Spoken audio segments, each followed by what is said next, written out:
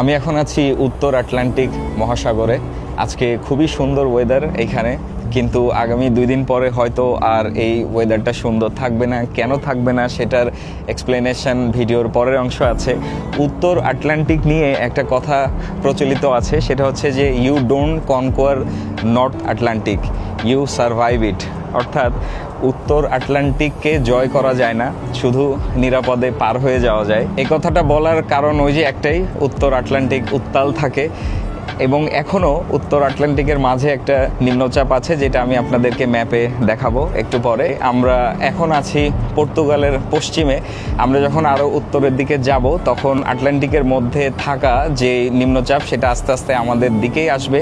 যদিও আমাদের ওপরে আসবে না, কিন্তু সেটার প্রভাব আমাদের জাহাজের ওপরে পড়বে আবহাওয়ার রিপোর্ট অনুযায়ী। সেটা দেখার আগে উত্তর আটলান্টিকের সৌন্দর্যটা একটু দেখে নেন। ভীষণ সুন্দর এখানে, আবহাওয়া খুব সুন্দর এখন, তাপমাত্রা 20 ডিগ্রি সেলসিয়াস, আর আশেপাশে চমৎকার এই যে আকাশ, দেখতে খুব ভালো লাগে।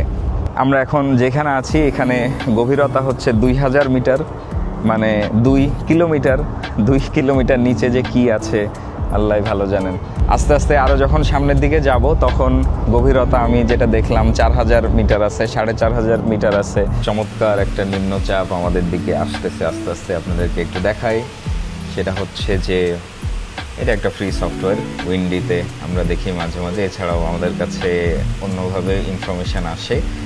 আমরা এখন আছি হচ্ছে পর্তুগালের পশ্চিম পাশে, এই বরাবর।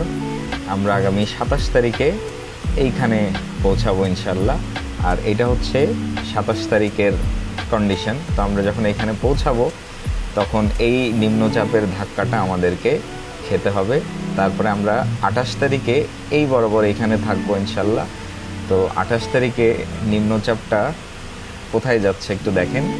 এই 28 তারিখে অলরেডি এইখানে ইউকের যে কোস্ট আছে সেখানে মোটামুটি আঘাত করবে, আর ততক্ষণে আমরা এইখানে পৌঁছায় যাব। তো এইটুকু রাস্তা আমাদের হচ্ছে রোলিং পিচিং, স্ল্যামিং হবে।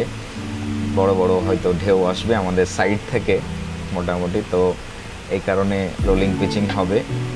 আর নিম্নচাপের এই যে বেগুনি কালারের অংশতে উইন্ড স্পিড সব থেকে বেশি থাকে, আর এই যে এটা হচ্ছে আই।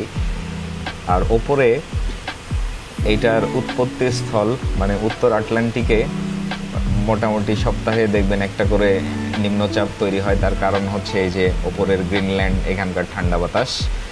তো এই অঞ্চলে সিরাফ থাকাটা অ্যাকচুয়ালি খুবই কমন। তারপরেও এখন সামার সিজন, সেই কারণে খুব বেশি হয়তো হবে না।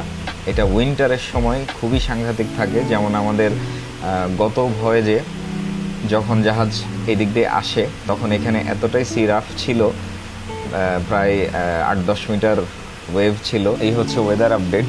এটা খুব একটা স্ট্রং হবে না ইনশাল্লাহ, তারপরে ওই যে চলবে আর কি 2 দিন 3 দিন এইরকম রোলিং পিচিং। আমি জয়েন করার পরে আমরা সেই দুকুম থেকে রওনা দিয়েছিলাম। এরপরে Arabian Sea, Gulf of Aden, লোহিত সাগর, তারপরে সুয়েজ ক্যানেল, তারপরে মেডিটেরেনিয়ান সি, সব পার হয়ে এখন আমরা উত্তর আটলান্টিকের মধ্যে আছি। আর এখান থেকে মাত্র 60 নটিক্যাল মাইল দূরে হচ্ছে পর্তুগাল, ক্রিশ্চিয়ানো রোনাল্ডোর পর্তুগাল। তারপরে আমরা আস্তে আস্তে আরও উত্তরের দিকে যাচ্ছি। আমরা ইউনাইটেড কিংডম বা ইউকের একেবারে ওপর দিয়ে উত্তর দিক দিয়ে আমরা ইউরোপের মধ্যে ঢুকবো। ওইদিকে এখন মোটামুটি ঠান্ডা, খুব বেশি ঠান্ডা না। আর দেখা যাক সামনে কি হয়, আল্লাহ ভরসা।